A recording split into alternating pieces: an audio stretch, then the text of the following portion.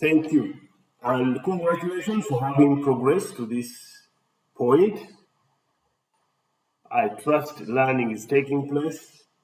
And please practice as much as possible. When you're not sure, feel free to send your questions through the platform. Probably you might be able to get additional support. I want to discuss this module based on our previous case study, diarrhea outbreak in Katanga, one of Kampala slums.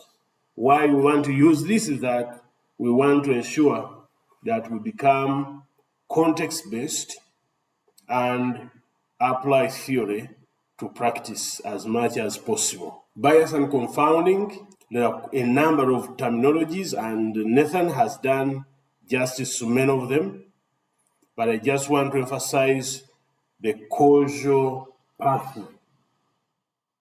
Confounders are different from intermediate or intervening variables. Intermediate variable, a cause and effect relationship can be facilitated, and that can be explained logically, that exposure to blood in the eye or mucous membrane has a high risk of leading to an HIV infection. But if there is injury of the mucous membrane, the injury facilitates infection taking effect. We cannot say that injury to the mucous membrane before exposure to contaminated blood or fluids is a confounder, because there is a plausible explanation that the open skin, even alone, even if it is not in the mucous membranes, wherever it is, will definitely increase chances of risk, and it is along the causal pathway. So we cannot be silent about it when we are talking about exposure to contaminated fluids and infection with HIV. However, there are other babies, but if you are generally looking at adults, 18 years, 25 years, 35 years, may not significantly have a difference in terms of the integrity of the mucous membranes. And therefore, age, if it is seen to be causing any physiologically, anatomically, to be along the cause relationship, bias, for example, does not necessarily, will not have a plausible explanation. Talking about bias, I want to give this example. When you go in and examine them in that community where there are diarrheal cases emerging in Katanga, and that was community C, you will find that even the way people are settled, there is an upper zone, there is also a zone which is within the valley, the lower zone. And you might find that, yes, this community is having the condition, which is diarrhea, but you find that there are more cases among women than men. Out of the every 100 cases, 70 will be women, and only 30 are men. We are wondering, can we have an explanation to why diarrhea, which is secondary to cholera, which is as a result of intake of contaminated water or food, is there an explanation along the causal pathway that men are at less risk? No. Yes. No. And if you find that there is not, then we need to examine that. It is an interesting indication. And In that case, we need to pay attention and establish what could be the issue with men and what could be the issue with women. Then we see that when we go into the communities lower, those who stay in the swamp and towards the swamp, they are more affected than those in the upper zone who are living in better housing, better environment. And we see that the lesser the education, primary level, 68% of these people with cholera are at primary level. Only 18% secondary level, and 14% above secondary. Then we are asking ourselves, is there an explanation that when cholera identifies you or detects or predicts that you ended at primary or below, it attacks you, and secondary, it runs away? And I'm using the layman's language to just bring out the reality of need to control for these biases, confound them. And when we look at the relationship between the secondary level, those who are at secondary level and above secondary, we see the differences of 4%. Could it be that if you ask a person, did you stop in secondary or after secondary, he's likely to tell you after secondary, even after leaving probably S4 and never completed A level, never even had a tertiary institution enrollment. You might find that deeper analysis will show. But the issue is we are observing some facts within the community. And then we also see, you may observe, that it is lowest, the cholera incidents, the cholera occurrences are least among employed women. Although all women, 70% or 70 women out of every 100 would run a cholera case, would be affected by cholera. When you look deeper among these women, you see that if the mother or the woman is employed, the risk is only 15 out of every 100 opportunities.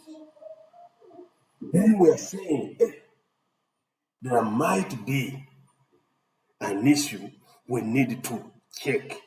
Education level. What is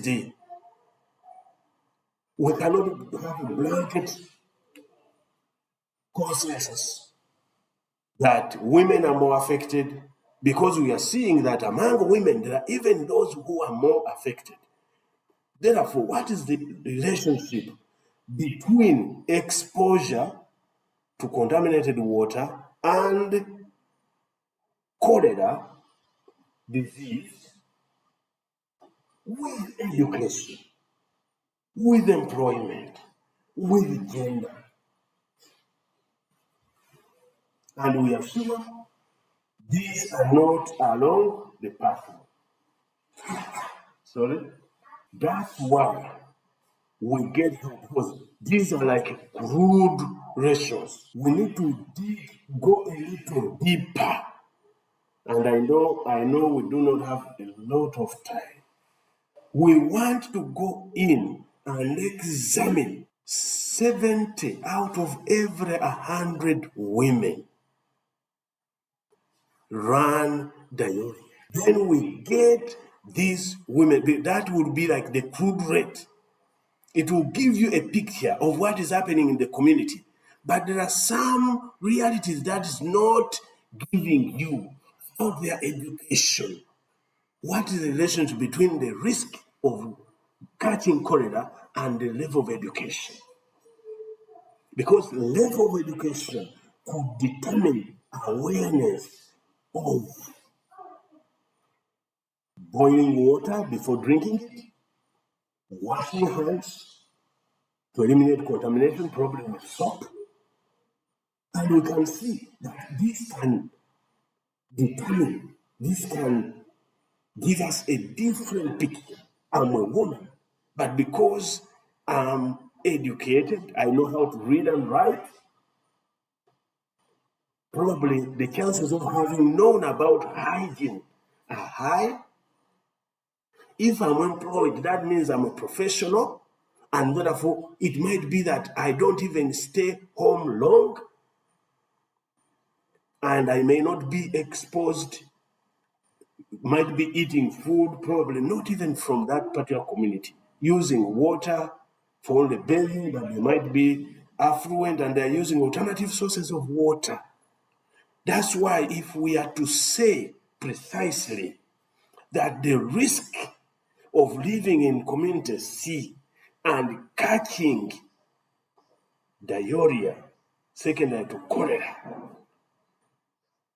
in that community, just because you are part of that community, we must control for the issue of men and women. And we say, just to live in community C, you have 30 chances of catching cholera. We need to say that if we control for education level and you control for employment, just being a woman in that community will give you a chance of 50% risk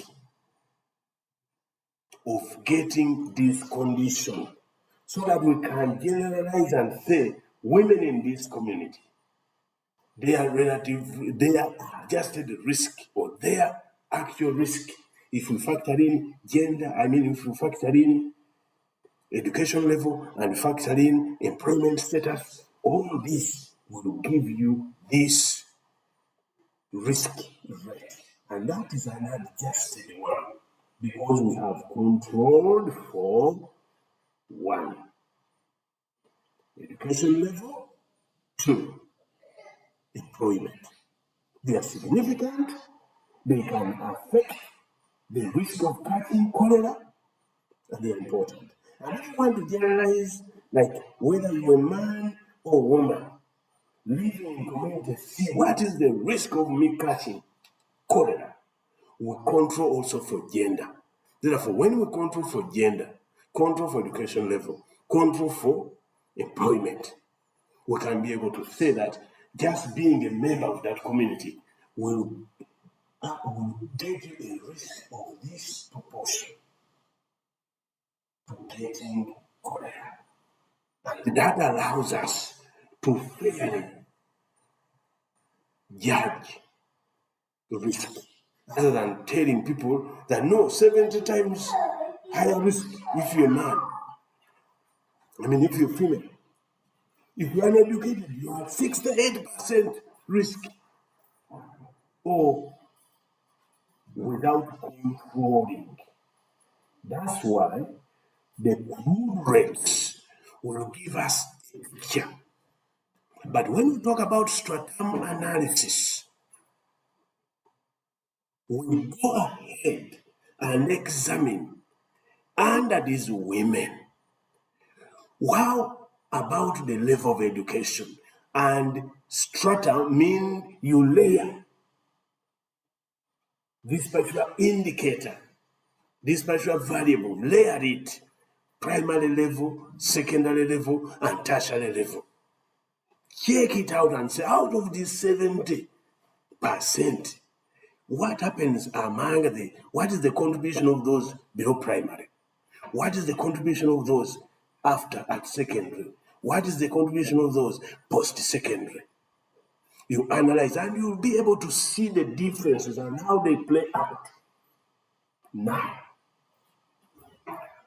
when you see that those of primary, secondary, do not have any effect, there is no difference in terms of risk of catching cholera, then there is no business around confounding, it has no effect.